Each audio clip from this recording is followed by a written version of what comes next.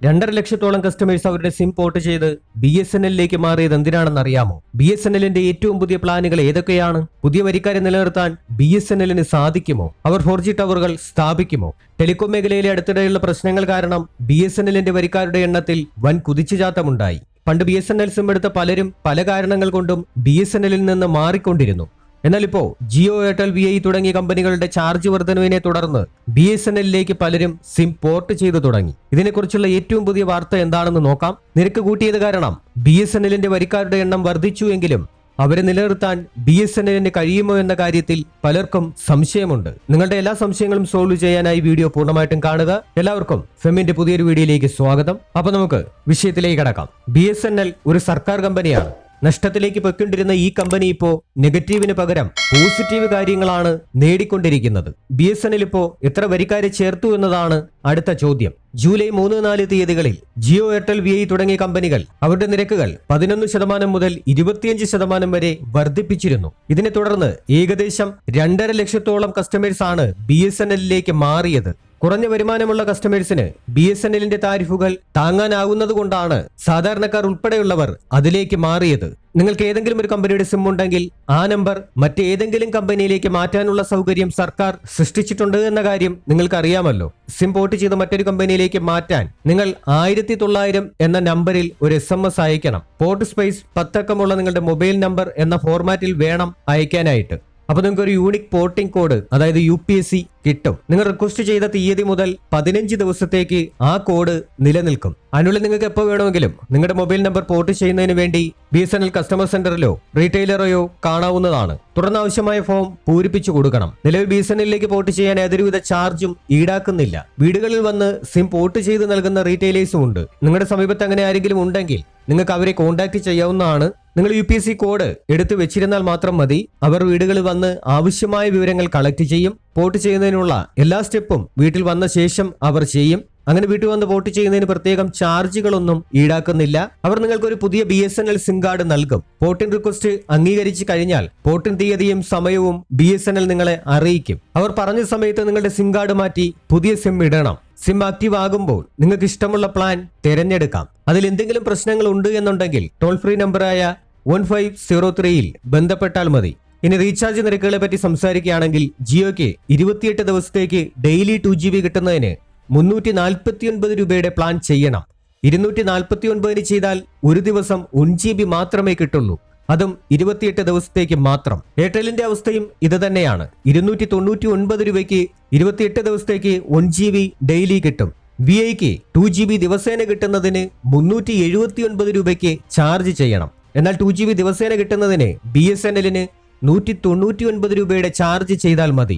Unlimited voice കോളും കിട്ടും. Validity 30 ദിവസം വരെ ഉണ്ട് എന്ന പ്രത്യേകതയും ഈ പ്ലാനിനുണ്ട്. 397 രൂപയ്ക്ക് റീചാർജ് ചെയ്താൽ 150 ദിവസം വരെ 2GB വെച്ച് ദിവസേന കിട്ടും. 1GB ദിവസേന കിട്ടാൻ 108 രൂപയ്ക്ക് റീചാർജ് ചെയ്താൽ മതി. 18 രൂപ മുതലുള്ള പ്ലാനുകൾ അവൈലബിൾ ആണ്. 395 ദിവസത്തെ വാലിഡിറ്റിയുള്ള BSNL പ്ലാനിന് 2GB ദിവസം കിട്ടുന്നതിന് 2395 രൂപയാണ് ചാർജ്. ജിയോയ്ക്ക് 3599 രൂപയ്ക്ക് ചാർജ് ചെയ്താലാണ് ഒരു വർഷം കിട്ടുന്നത്. 1000 രൂപയേക്കാൾ കൂടുതൽ ലാഭമാണ് ഇതിലുള്ളത്. ജിയോയും എയർടെലുമൊക്കെ 600-നും 700-നും നൽകുന്ന മിക്ക പ്ലാനുകളും വെറും 200-നും 300-നുമൊക്കെ BSNL-ൽ കിട്ടും. സാധാരണക്കാരായ ആളുകൾക്ക് ഉപകാരപ്രദമാകുന്ന ധാരാളം ചെറിയ ചെറിയ പ്ലാനുകളുണ്ട്. ഇന്റർനെറ്റ് ഉപയോഗിക്കാതെ കോളിങ്ങിന് വേണ്ടി മൊബൈൽ ഫോൺ ഉപയോഗിക്കുന്നവർക്ക് തിരഞ്ഞെടുക്കാൻ പറ്റിയ മികച്ച പ്ലാനുകളും BSNL-ൽ ഉണ്ട്. ഓട്ടോ ഡ്രൈവർമാർ ഉൾപ്പെടെ ഒരുപാട് പേർ BSNL-ലേക്ക് മാറുന്നുണ്ട്.